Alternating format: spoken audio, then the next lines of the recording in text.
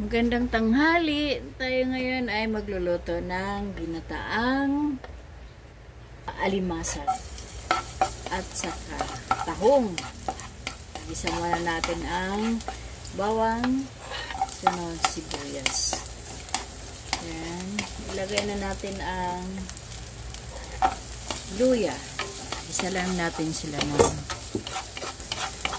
Tapos ito ay ilalagay na natin ang alimasag.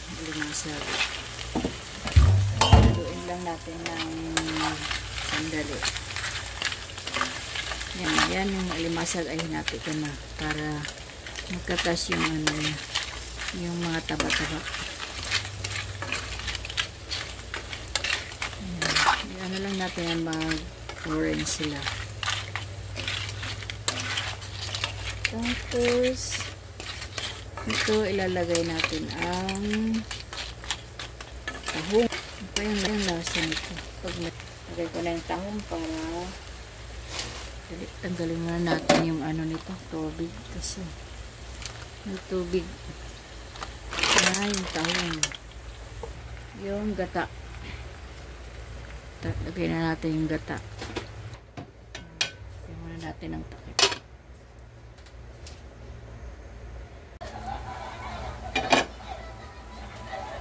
Ngayon, ilalagay ko na yung kalabasa.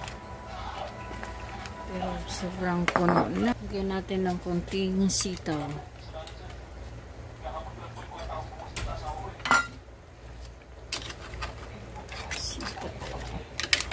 Medyo puno. Pero pag naluto lahat yan, pati gulay. Ayan.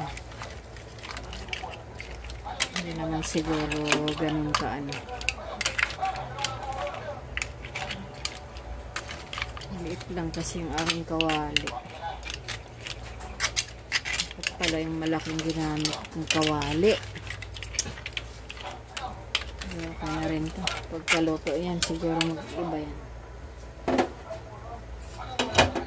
Lagyan natin ng konting asin.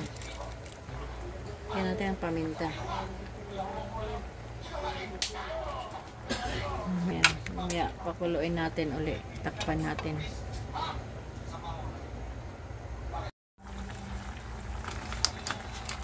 Guys, ito na yung aking ginataang alimasag at tahong. Ready na tayo para kumain. Thank you for watching. Please like and subscribe my channel, Bless TV Vlog.